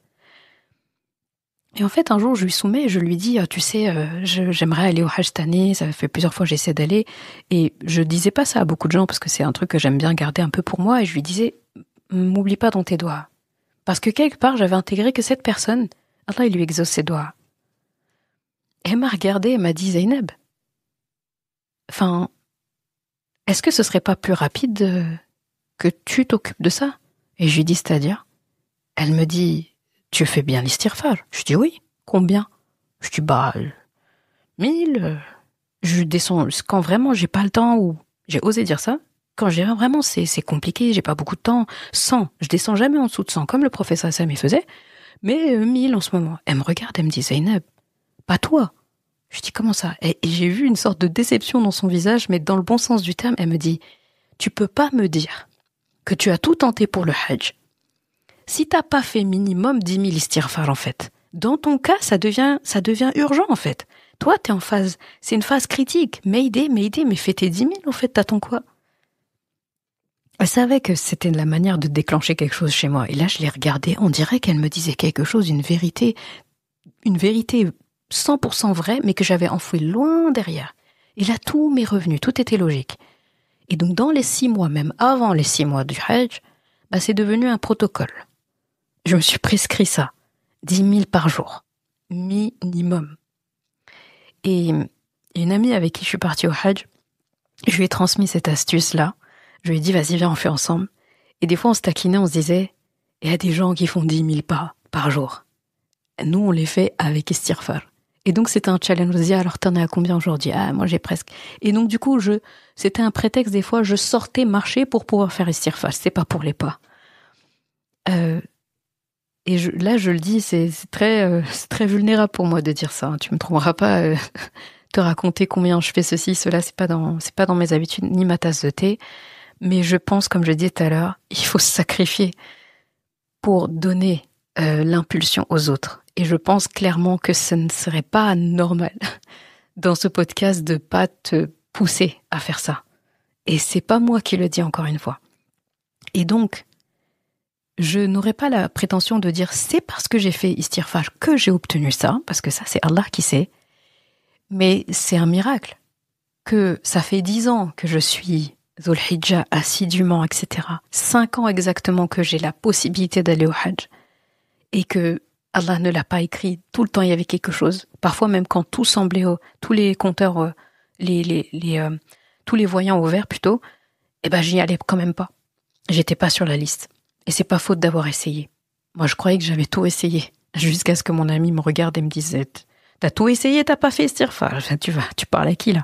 À qui tu vas faire gober ça? Et cette année, je suis allée au Hajj.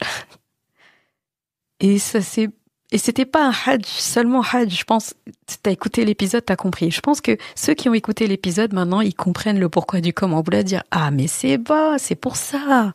Mais c'est logique. Ça, tout s'explique. Parce que le Hajj, celui que j'ai vu là, c'était la ruée au miracle, en fait. C'était avant. En fait, subhanallah, c'est pour ça que j'étais très heureuse de ces istighfar-là, parce que j'ai vraiment senti que franchement, la protection d'Allah, sa baraka, son rizq, tout ce qu'il avait à me donner, il l'a fait bien avant que j'aille au Hajj. Alors, au Hajj, ça c'était le summum. Eh bien, scoop, les bienfaits continuent même après. Jusqu'à présent, il y a des choses qui continuent de couler et arriver dans la vie. Soit des opportunités, des choses qui se débloquent, des situations où tu étais coincé, une épreuve qui durait et elle est enfin réglée, quelque chose que tu n'avais pas compris et ça vient, des relations qui se concrétisent ou plutôt des relations qui se dessinent correctement. Tu sais avec qui être, tu sais où dire non, tu sais où dire oui. Tu sais quoi accepter, tu sais quoi délaisser. On aime bien dire, poser les limites et tout. Fais istighfar et tes limites vont être posées toutes seules. Et c'est ça que ça a fait. Et encore, ce qui est beau, c'est que ça va au-delà de l'istighfar. Et je comprends ce que disait ce cheikh-là, quand il expliquait que, au bout d'un moment, l'istighfar, c'était vital, c'est comme respirer. Je le comprends. Parce que je commence à rentrer je le dis humblement, hein, alors que je le fais depuis des années, je dis que je commence seulement à intégrer ça, que istighfar, en fait, ça va bien plus loin. En fait, tu te relèves plus vite des choses. Tu comprends plus vite les épreuves. Tu t'en remets plus vite à Allah. Tu as plus de patience avec les gens. Tu prends mieux soin de ta santé aussi. Tu prends mieux soin de tes relations. Tu prends mieux soin de toi-même. Et même s'il y a des phases de down, comme ça nous arrive toujours, et ça m'est arrivé récemment d'ailleurs, eh bien ça t'aide à te relever plus rapidement. Et mieux en fait. Là où d'autres ils vont être terrassés, toi c'est pas que t'es meilleur, c'est pas que t'es plus intelligent ou intelligente, c'est pas que t'as plus de chance. C'est juste que Allah a mis sur ta route des personnes qui t'ont donné ce conseil et tu l'as suivi. Et on récompense ces gens. Et eux-mêmes, comme tu vois, ils l'ont entendu d'autres, et d'autres, et d'autres. Et mashallah, ça remonte au prophète sallallahu alayhi wa sallam, qui nous l'a dit. Et les autres prophètes aussi l'ont fait. Et on peut ramener ce mérite-là à notre papa Adam alayhi salam. Et en réalité, je lui suis éternellement reconnaissante pour ça. Parce que le premier cadeau qu'il nous a donné, c'est al-istighfar. Il s'est trompé, alayhi salam. Il a appris d'Allah la formule de pardon. Et de là, en fait, on a appris le pardon. Il se serait comporté comme Iblis quand il a refusé de se prosterner, alors que tous les anges l'ont fait. Et Iblis, au lieu d'admettre son erreur, Allah lui donne l'occasion de s'expliquer. Au lieu d'admettre son erreur, il creuse finalement son problème et il est en train de justifier pourquoi il ne s'est pas prosterné. Allah le reprend et il continue en fait. Il va dans sa bêtise et ça le mène il va dans une cascade où il arrive à accuser Allah directement de sa perdition. Comme tu m'as perdu en fait, comme tu m'as égaré, moi aussi je vais les égarer. Bima arwaitani, il a dit à Allah. Il a osé toiser Allah et lui dire comme tu m'as égaré, je vais me positionner sur leur chemin à eux là, ces êtres humains. Je serai partout. Et tu vas en trouver très peu qui sont reconnaissants. Oups, là quand on voit ça, on se dit, la menace, elle est là. Si papa Adam alayhi salam avait agi comme Iblis, donc il mange d'un arbre où Allah lui a clairement dit, faut pas y toucher. S'il avait dit quelque chose de vrai, c'est Shaitan qui m'a induit en erreur. Voilà pourquoi il faut pas se justifier, parce que dès qu'on commence comme ça, on reconnaît pas, même si ce qu'on dit est vrai, ça nous aidera pas. Oui, mais c'est lui qui, à ce moment-là, en fait, tu jettes complètement la responsabilité. Tu t'effaces du tableau. Tu te rayes de la carte. Parce que tu montres qu'en fait, que tu es orienté que vers l'extérieur. Tu oublies complètement à l'intérieur. En fait, tu te sabotes. Tu t'effaces, tu ne te respectes pas. La personne qui dit « j'ai une part de responsabilité dans ça », s'aime plus, se respecte plus, c'est plus qui il est et sa valeur que la personne qui dit « c'est lui qui m'a donné ce conseil », même s'il a raison. Là, s'il disait « c'est Shaitan qui m'a induit en erreur », il n'aurait pas tort, c'est la vérité. Mais il n'a pas dit ça. Sa première action, ça a été « Rabbi ». Il dit « donc il admet. Au lieu d'admettre « ah ben c'est Shaitan qui nous a embêtés », c'est « on a été injuste envers nous-mêmes ». Parce que si on était juste envers nous-mêmes, on ne se serait pas permis ce qu'on s'est permis. On a été injuste envers nous-mêmes. Et après il dit « et si tu ne nous pardonnes pas ?» et donc si tu ne nous pardonnes pas et tu fais pas preuve de rahma envers nous, on va être parmi les perdants. Genre, c'est complètement gâté pour nous, ça va être compliqué. De là, Allah lui a appris la formule de pardon, parce qu'avant ça, il pouvait pas savoir. Allah fatalaqa Adamu min rabbihi kalimatin fataba alayhi. Et ça, tu vois ça dans Surat Al-Baqarah, justement, on va en parler après Baqarah. Et de là, en fait, on a gagné la formule de pardon pour l'humanité entière. Donc le premier cadeau que papa Adam alayhi salam, le premier cadeau d'un père à son enfant, qui nous a donné, quelque part il s'est même sacrifié, en commettant cette erreur, il a gagné ça. Et il a pu nous transmettre ça. Parce que s'il se serait justifié, il n'aurait jamais demandé pardon, l'humanité entière aurait suivi cet exemple-là. Et ça aurait été très compliqué les comptes le jour du jugement. On se serait tous retrouvés en fait à se dire mais en fait nous et ça va être encore une justification, personne nous a montré l'effaceur, personne nous a donné la gomme, nous on savait pas que quand on se trompait, il fallait juste demander pardon. On savait pas. C'est pas dans nos gènes. Notre ancêtre ne l'a pas fait. Et qui va entrer au paradis après ça? Il y aura que des abonnés à l'enfer là, sauf les prophètes quoi. Donc l'istighfar c'est quand même vital. Et c'est pour ça que j'aime beaucoup ça, c'est que je me dis, en faisant l'istighfar, ça nous relie à notre papa Adam alayhi salam, et on se rappelle en fait qu'on s'est trompé, il s'est trompé, on s'est trompé. Mais le mieux qu'on puisse faire si on veut lui ressembler au maximum, c'est de faire ce qu'il a fait. Je ne me justifie pas, je reconnais ma part. Même si je suis victime dans un sens, je reconnais qu'Allah subhanahu wa ta'ala est celui qui pourra tout m'effacer. Et l'istighfar, en fait, même si on n'est pas en train de viser une action en particulier dont on n'est pas fier au moment où on dit astaghfirullah, ça reste un bénéfice parce qu'il y a tellement de choses que je fais consciemment, inconsciemment, comme choses pas top, pas bien, mauvaises. Et je continue ma journée, en fait. Et Allah les a, lui. Il voit tout. Les gens à qui on fait des choses et on n'a pas conscience, eux aussi, ils enregistrent. Donc, quand je dis astaghfirullah, autant de fois, je pense que c'est nécessaire pour couvrir tout ce qu'on avait. C'est comme une assurance, en fait. Ça va couvrir tes risques et tous les trucs que tu peux pas anticiper. Sauf que cette fois-ci, c'est une assurance gratuite, quoi. Et elle couvre vraiment tout, pour le coup. Donc ça, c'était l'istighfar. Vraiment à intégrer. Là, j'ai envie, après ça, que tout le monde ait des tasbih. Hein. Ah oui, et tasbih, au passage, c'est pas bid'a. Hein. Il y en a plein qui disent, oui, avoir un tasbih, que ce soit chapelet ou celui où on appuie, ou la roulette, c'est... Écoutez, faire 100 istighfar, 1000 istighfar, 10 000 istighfar, la ilaha illallah, peu importe, autant de fois, c'est compliqué à compter. D'accord ? Cet objet qu'on va utiliser, c'est pas lui l'adoration en lui-même. Il me sert juste de compteur, bon sang. C'est comme si on prenait une calculatrice, ce serait pareil. D'accord ? Donc c'est juste un moyen. Parce que je vois encore beaucoup de gens, c'est pas un débat ça. C'est pas une bid'a. On lit, on compte en fait, c'est tout. Ce serait comme aujourd'hui dire, c'est bid'a de mettre un adhan en fait qui fait le haut-parleur, c'est bid'a de prendre une voiture, c'est bid'a d'avoir une calculatrice pour calculer sa zakat, j'en sais rien.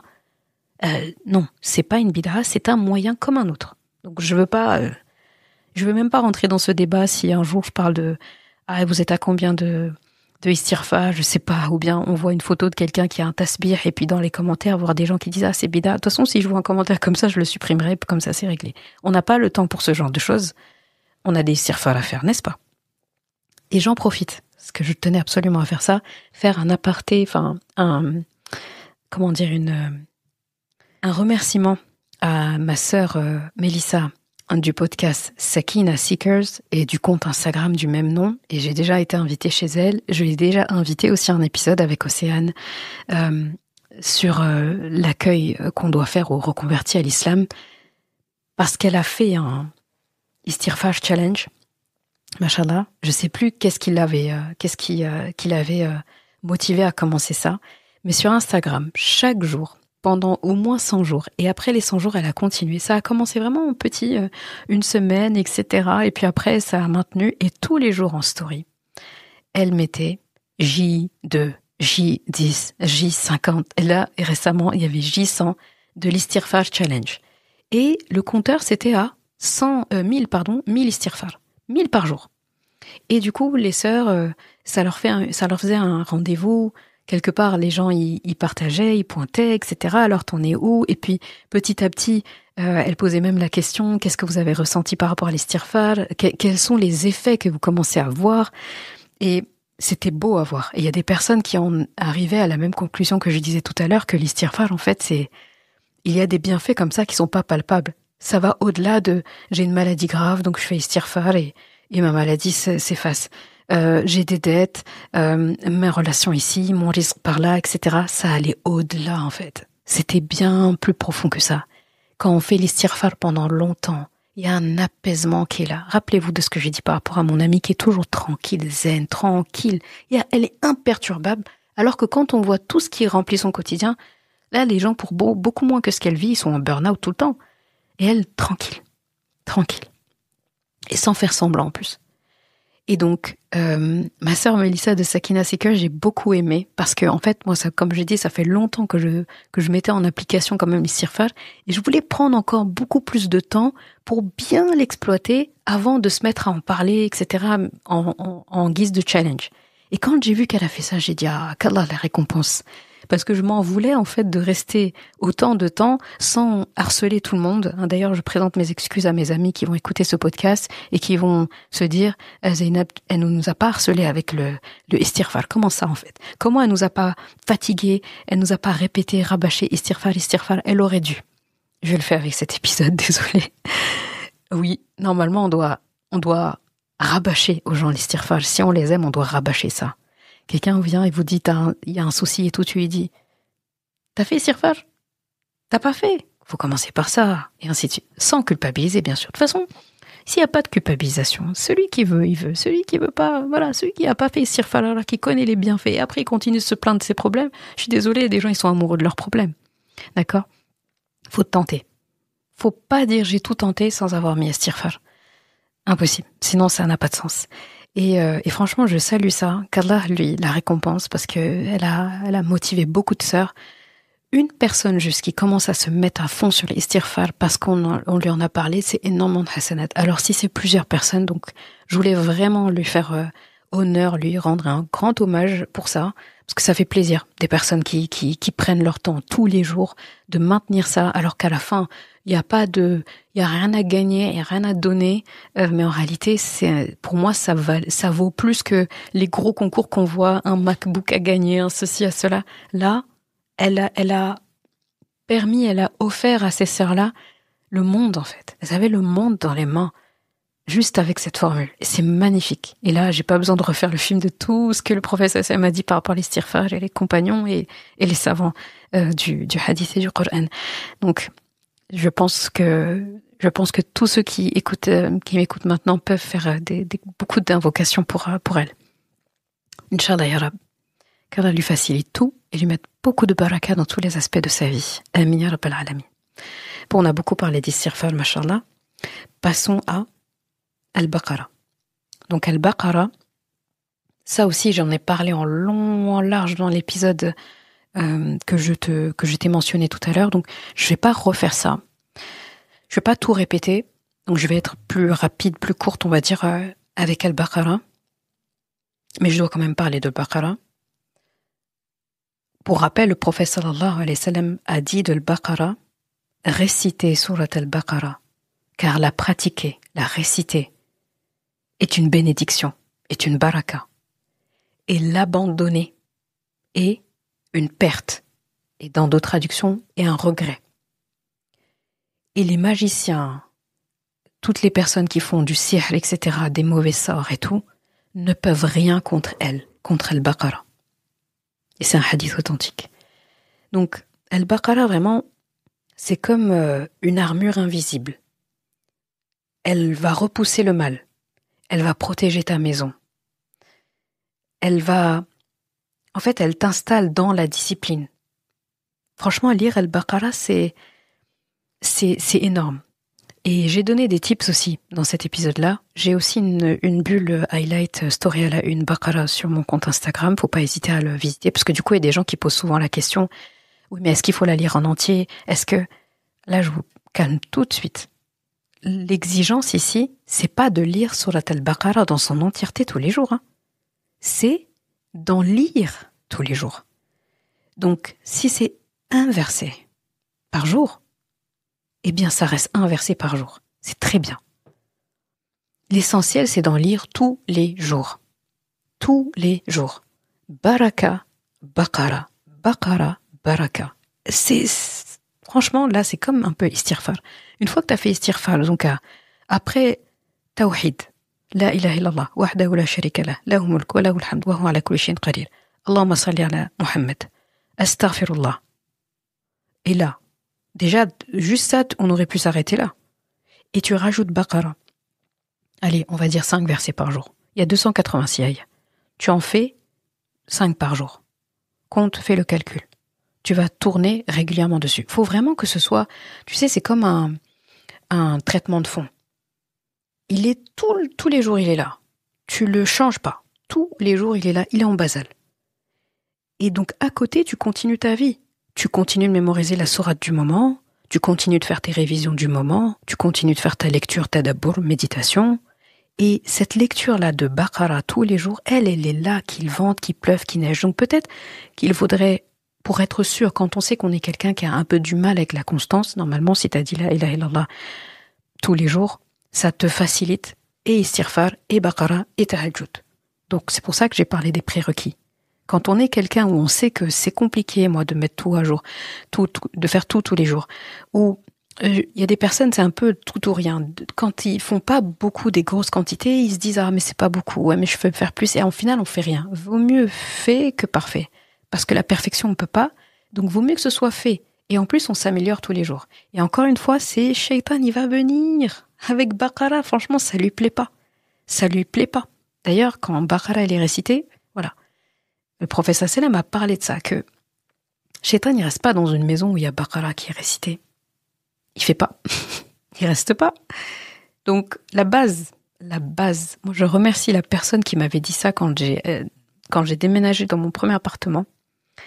Elle m'avait dit, avant même d'installer des meubles, Zainab, avant même de loger dedans, parce que souvent on a les clés avant de loger.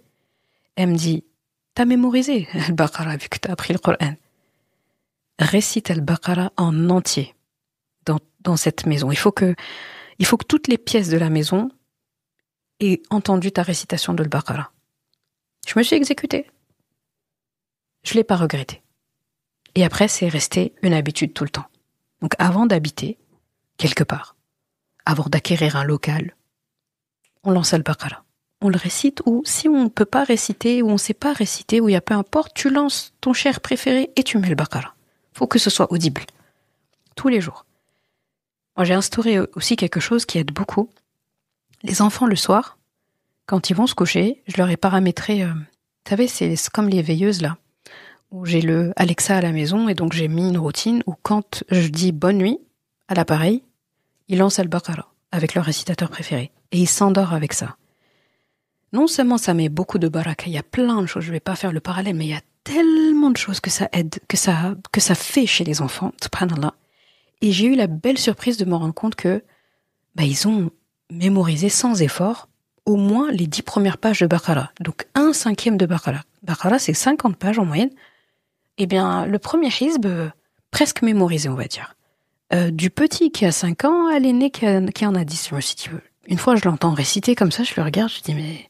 Enfin, je me rappelle pas m'être assis et d'avoir fait répéter ou apprendre ça.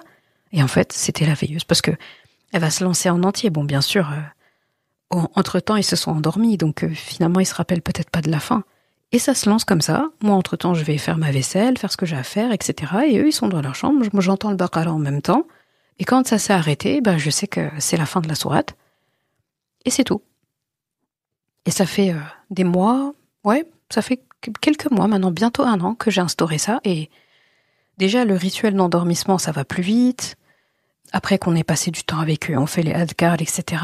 Les laisser avec ça, moi je me suis dit que je les quitte, je les laisse aller vers cette petite mort qui est le sommeil, avec ce qu'il y a de mieux. Ce qu'il y a de mieux. Donc moi j'ai récité les sourates protectrices avec eux, etc. Et je les laisse avec ça. Eh bien je peux vous dire que ça fait des merveilles. Faut tester. Voilà, j'en dis pas plus, faut tester. Donc Al-Baqara, Baraka. Et là où l'istighfar va avoir tous ces effets dont je parlais, Baqara, moi en tout cas le côté où je trouve qu'il est il a été le plus marquant, en plus de la baraka que ça offre, c'est vraiment la baraka pas seulement en termes de quantité, de risque et tout, faut voir ça plus loin. La baraka dans tout, dans les relations, dans le travail, dans la santé, dans la science, dans tout en fait. Et là où je trouve qu'il a un effet frappant, c'est qu'il assainit en fait tes relations. Il y a un effet secondaire, on va dire. C'est pas un effet indésirable, attention. Mais faut que je fasse ce disclaimer-là. Quand tu vas commencer à lire Surat al-Baqara comme ça au quotidien, je pense qu'on observe plus ça que quand on fait l'istighfar. À un moment donné, tu risques de te dire, je comprends pas. Ça fait quelque temps que je lis le Baqara et y a plein de choses qui vont pas. Telle personne, j'étais amie avec elle, et on n'est plus amis. Là, ce travail-là, on m'a viré. Ou il y a ça, ça peut être perturbant. Et on peut être tenté de se dire, ah non, mais c'est bon, là quoi, bon, j'arrête. On peut. Normalement, si tu as fait les prérequis du début, ça se posera pas. Mais je fais ce disclaimer parce que des fois, on oublie de dire ces genres de choses. Rappelle-toi toujours, quand tu vas prendre un médicament, tu vas prendre un traitement, tu vas mettre en place une routine sportive ou alimentation, le jeûne, etc. Le jeûne, prenons l'exemple du jeûne. Il va y avoir des effets. C'est le syndrome du sevrage quand tu es addict à quelque chose. Il y a un sevrage qui se fait. Celui qui veut arrêter le café. Qu'Allah nous préserve, ceux qui sont addicts à certaines drogues. Il y a un syndrome du sevrage qui se fait. Cette personne va passer par une phase pas du tout marrante, très difficile même. Cette phase qui lui donne envie de recommencer à prendre ses drogues, recommencer à boire, recommencer à fumer, recommencer à boire du café ou d'autres choses. J'ai donné des exemples extrêmes parce que c'est parlant. Et en fait, c'est à ce moment-là qu'il ne faut pas abandonner. Mais quand on t'a expliqué avant que, il y aura un syndrome de sevrage, là, tu es préparé. Et là, tu peux. Donc, il y a un accompagnement pendant ce syndrome de sevrage. Donc, on va donner certaines vitamines, on va donner certains compléments, certaines choses qui vont tapisser ça, réhydrater, etc. Mieux dormir, mieux. On va mettre en place plein de choses qui vont aider dans la phase de transition. Et une fois que le nuage est passé, là, ça va. Et même si après, il y aura d'autres épreuves, tu as les clés, en fait, pour sortir de ça rapidement. T'as plus besoin du comité de soutien de tout le monde qui te dit... t'as plus besoin, en fait, qu'on te tire du pétrin. Parce qu'en fait, t'as les clés. Tu es tombé une fois, tu t'es relevé avec difficulté, mais tu t'es relevé et après, ce sera plus facile. Eh bien, le Baqara, ça va faire le même effet. C'est comme quand tu veux prendre un traitement. Ça va chambouler. Quand tu jeûnes, donc tu mets ton corps au repos et il peut nettoyer, eh bien, il faut se dire que le corps, il va sortir les poubelles à ce moment-là. Là, il va se dire, enfin, on arrête de m'encombrer et tout. Et bien là, il va se dire, là, je vais pouvoir nettoyer. Cette phase de nettoyage, elle n'est pas facile. Et c'est pour ça que il faut faire les choses progressivement. Et il faut avoir un accompagnement à cette période-là. Si on fait vraiment des trucs intensifs. Pareil, celui qui veut faire un sport, qui veut devenir un sportif de haut niveau, pour quelqu'un qui faisait pas du tout sport, il va suer, il va avoir mal. Regarde les personnes qui font de la musculation. La plupart, ils font la grimace. Quand l'effort commence à être difficile, on commence à sentir, ils sont tous en train de grimacer. Est-ce que pour autant, ils vont se dire, mais comme ça fait mal, mais c'est pas bon ce truc, j'arrête. Mais là, je sens que mon muscle étire, mais c'est pas bon, j'arrête. À quoi bon? Mais c'est n'importe quoi ce sport, j'arrête. Non, en fait. Il faut continuer. Parce qu'au moment où tu allais récolter les gains, tu t'en vas. Et le Baqara, c'est exactement ça. Tu l'intègres, tu vas commencer à avoir des bienfaits, des choses qui vont se régler, des trucs, tu vas vraiment te regarder comme ça et dire, mais c'est sérieux ce qui se passe là? Mashallah. Puis après, il peut y avoir une phase comme ça où tu te dis, mais je comprends pas. Parce que moi, ça m'était arrivé. Moi, ça s'est beaucoup joué sur les relations. Subhanallah, je suis quelqu'un qui n'aime pas le conflit, qui n'aime pas embêter les gens. Et quand elle peut éviter on va dire froisser, elle évite. Mais c'est pas forcément bon, ça. Il faut des fois être confronté à certaines choses. Et il y a une phase, subhanallah, où je me disais, mais des fois, des personnes, j'aurais jamais imaginé, voilà. Loin de moi l'idée de dire, moi je suis bien, l'autre elle est pas bien. Je suis pas en train de dire qu'il y a des gens mauvais ou pas, c'est pas la question. Il peut y en avoir, mais c'est pas le débat. Mais ce que j'ai compris de là, j'ai vite intégré ce qui s'était passé et je me suis dit, c'était un effet collatéral qui finalement était attendu.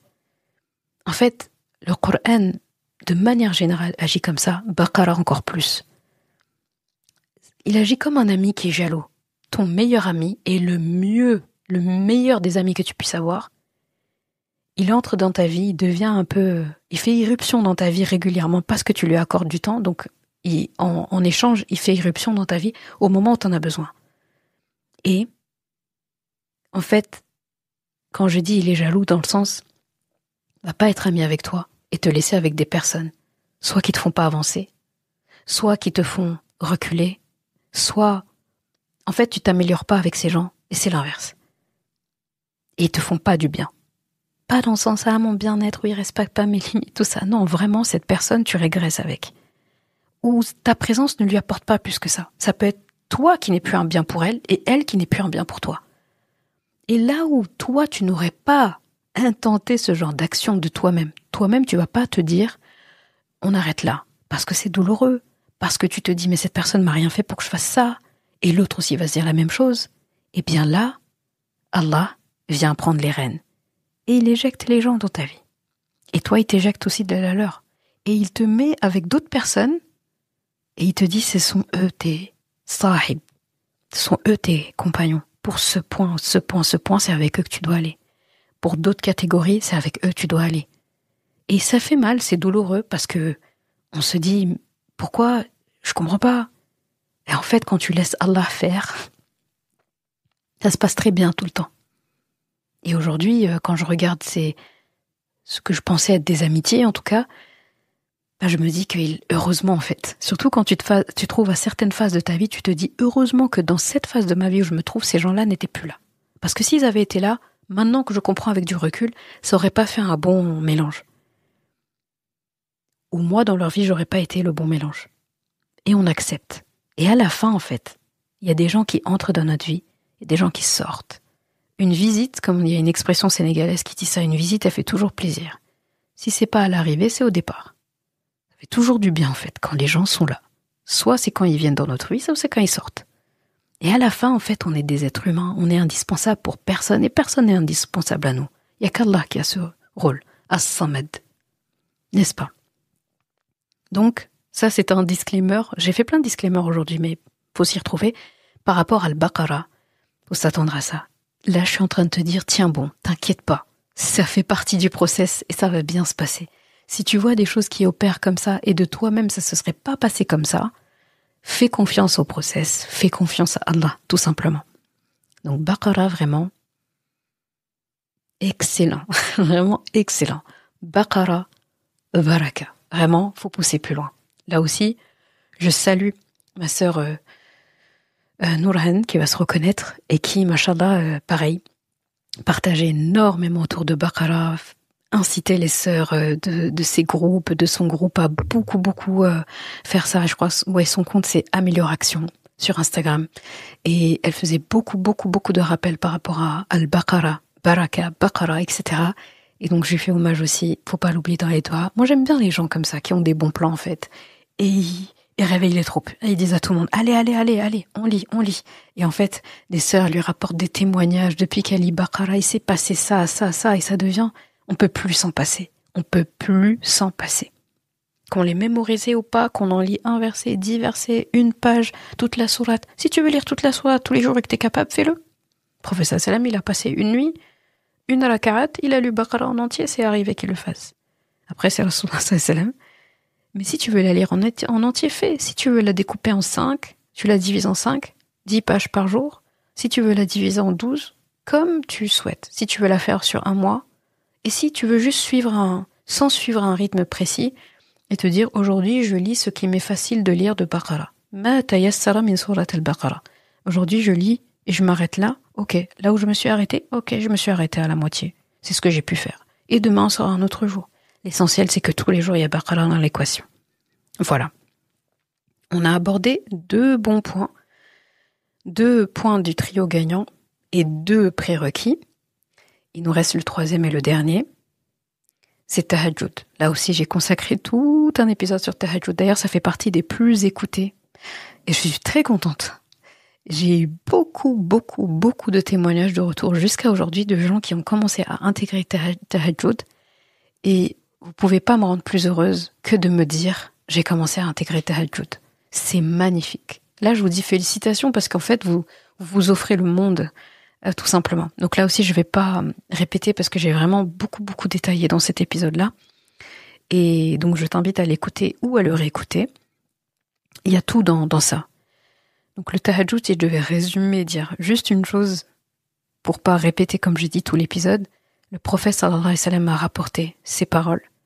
Notre Rabb descend chaque nuit au ciel le plus bas, quand il reste le dernier tiers de la nuit, et il dit « Est-ce qu'il y a quelqu'un qui m'invoque pour que je lui réponde? Est-ce qu'il y a quelqu'un qui me demande pour que je lui donne? Est-ce qu'il y a quelqu'un qui implore mon pardon pour que je lui pardonne? c'est le moment des instants proches, intimes, avec Allah subhanahu wa ta'ala. Quand tout le monde dort, Allah vient t'inviter. Mais il faut être là, il faut répondre présent. Donc c'est magnifique. C'est franchement, Tahajjud, c'est pas réservé aux pieux, aux gens professionnels dans la religion, aux élites, ou je ne sais quoi. C'est pour toi, c'est pour moi, c'est pour nous, c'est pour tout le monde. Même si tu commences avec 2 rak'at avant le fajr. Et des fois, on se fait une montagne du tahajjud. On se fait une montagne du dernier tiers de la nuit. J'en vois même qui se cassent la tête, qui disent oui, mais il faut découper comme ça, il faut... Dernier tiers, c'est de où à où exactement? Et puis le réveil... Je me dis, mais vous savez que les compagnons, en fait, ils n'avaient pas de réveil matin. La seule alarme qu'ils avaient, c'est au fajr, en fait. C'est le coq qui chante le matin. S'il n'y a pas le chant du coq, peut-être les premiers rayons, mais c'est plus le fajr. Ils n'avaient pas, en fait, ce qu'on a aujourd'hui. Nous, on peut régler sur notre téléphone, montre, réveil matin, horloge, tout, on peut régler. Les logiciels, tout, on peut régler, en fait. On peut mettre 100 alarmes dans la nuit si on a envie. D'ailleurs, on a des alarmes pour plein de trucs. Faut faire ça, rendez-vous, etc. On a des alarmes juste pour nous rappeler certaines choses dans la journée. Ok, donc faut y aller mollo, en fait. Eux arrivaient à se lever au dernier tiers de la nuit sans réveil. Dans le sens où Allah est indulgent. C'est impossible que ce soit exactement, parfaitement le tiers de la nuit parce qu'ils ne pouvaient pas faire ces calculs-là. Qu'est-ce qui va les réveiller au dernier tiers de la nuit précisément s'ils n'ont pas de réveil? Donc ils faisaient avec ces moyens-là. Ils faisaient avec le fait justement de ne pas pouvoir mettre de réveil matin. Nous, on peut le faire. Mais il faut se lâcher la grappe un peu, en fait. Faut pas se mettre à pleurer parce que j'avais prévu de me lever à 5h et je me suis réveillée qu'à 5h20 ou 5h30 et le fajr, il est à 6h30. Eh ben, tu as encore le temps. Tu as encore le temps. Donc, faut pas se flageller, d'accord? Faut faire ce qu'on peut. Donc, quand on n'a pas l'habitude d'intégrer tahajjud, par exemple, on n'avait jamais eu l'habitude de le faire, donc on peut commencer par 1 fois par semaine, par exemple. Et si le fajr, il est à 6h30, comme c'est un peu le cas en ce moment, en tout cas en Île-de-France, tu règles ton réveil, faut déduire dedans le temps où tu dois faire tes ablutions, te débarbouiller un petit peu, passer au WC, faire les ablutions, tout ça. Admettons que tout ça te prend 10-15 minutes, tu déduis ça, et t'as prévu de prier, allez, tu te dis je vais prier 20 minutes, 15 minutes, tu te lèves 30 minutes avant, donc 6h. Et tu pries. Et après 6h30, c'est le fajr. Et si tu veux anticiper et te dire, voilà, tu veux être, on va dire, sécuriser tout ça, tu te lèves une heure avant, 5h30. Aujourd'hui, 5h30, ça va. 5h30. Et tu fais ça 1 fois par semaine.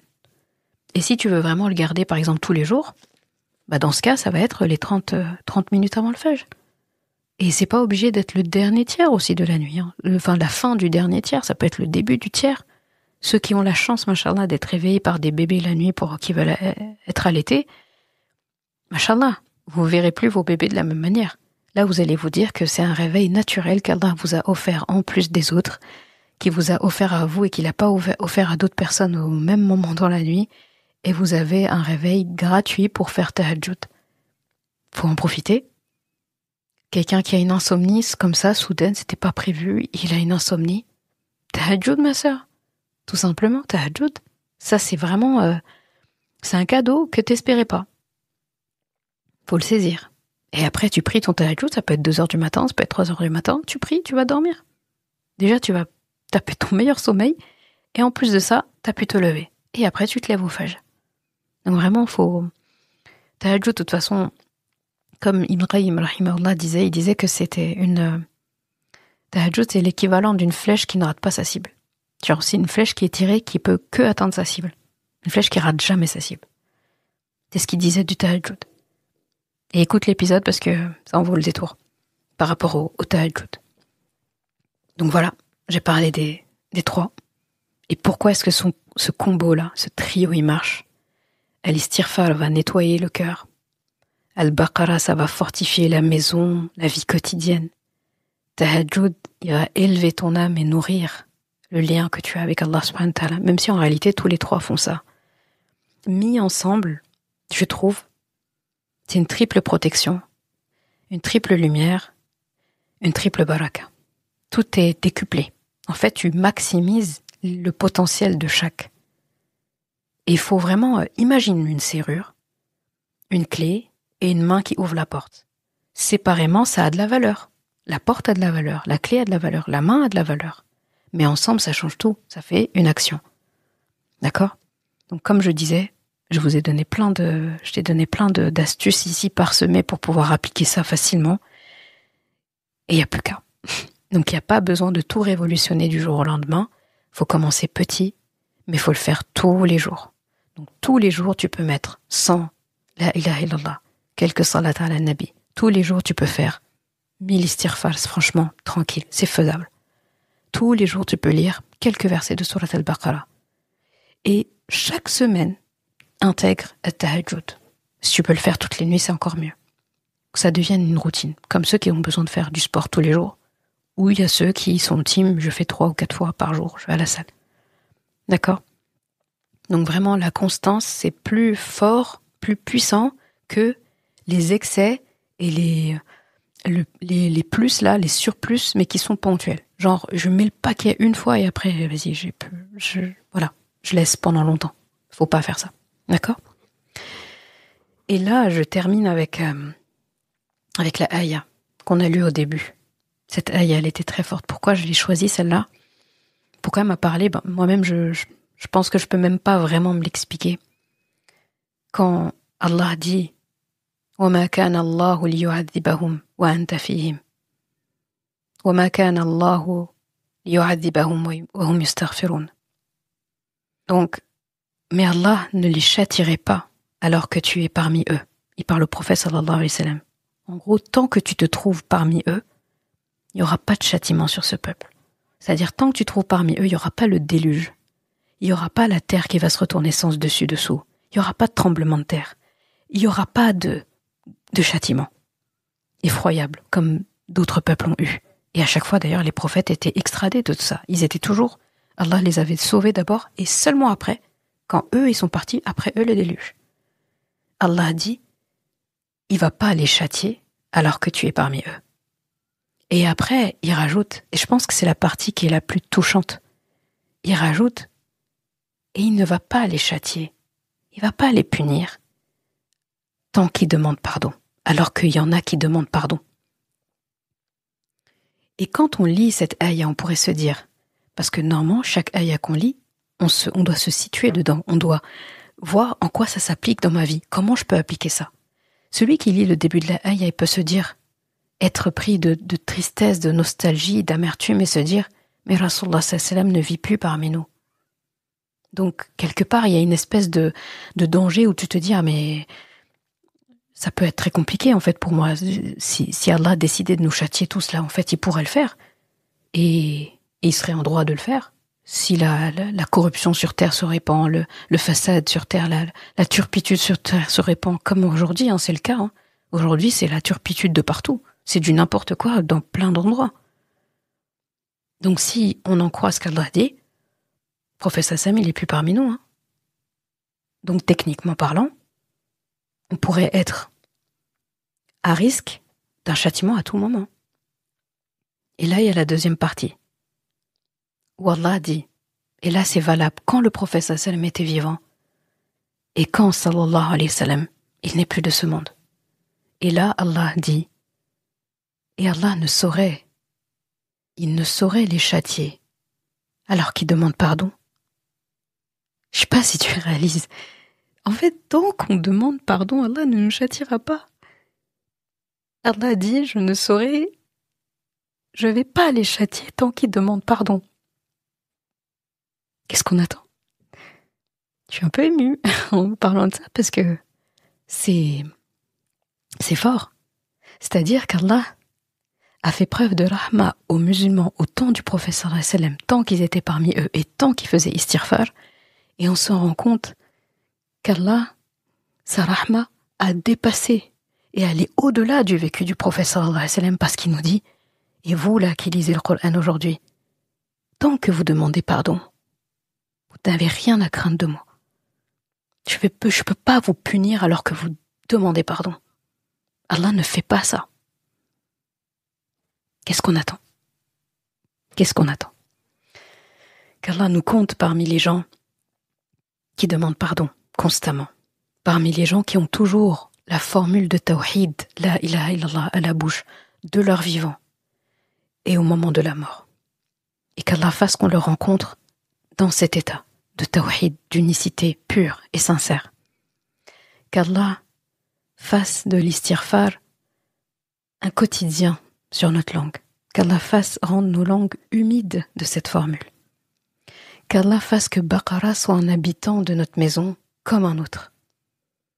Qu'Allah fasse que le tahajjud soit aussi une seconde nature pour nous, qu'il nous rende simple le fait de se lever. Qu'Allah bénisse et qu'Allah fasse pleuvoir ses salutations, sa bénédiction, son salam sur son prophète sallallahu alayhi wa sallam, qui a été un exemple pour nous et continue de l'être en réalité, même s'il n'est plus là, sallallahu alayhi wa sallam. Donc je termine cet épisode ici. Qu'Allah accepte tout de nous et j'espère que de belles choses vont fleurir de tout ça et que tu seras plus du tout la même personne une fois que tu auras intégré tout ça et que tu vas transmettre aussi tout ça pour que tu puisses gagner beaucoup de hasanat pour chaque personne à qui tu auras transmis ça. Amin ya rabbal alamin. Merci d'avoir écouté cet épisode. Et comme toujours, si ce podcast t'a apporté du bien, alors une chose à faire, t'abonner pour ne rien rater. Et si il te semble pouvoir être utile à d'autres personnes, sens-toi libre de le partager et même de laisser un commentaire et la note de ton choix sur ta plateforme d'écoute préférée. Ce sera une belle manière de me faire savoir que ce podcast doit continuer et être écouté par le plus grand nombre. Je confie à Allah subhanahu wa ta'ala le soin de préserver ta foi, ton honneur et ton cœur. Je te laisse à présent passer un bon moment avec ton Coran et je te dis à vendredi prochain pour un nouvel épisode. Assalamu alaikum wa rahmatullah.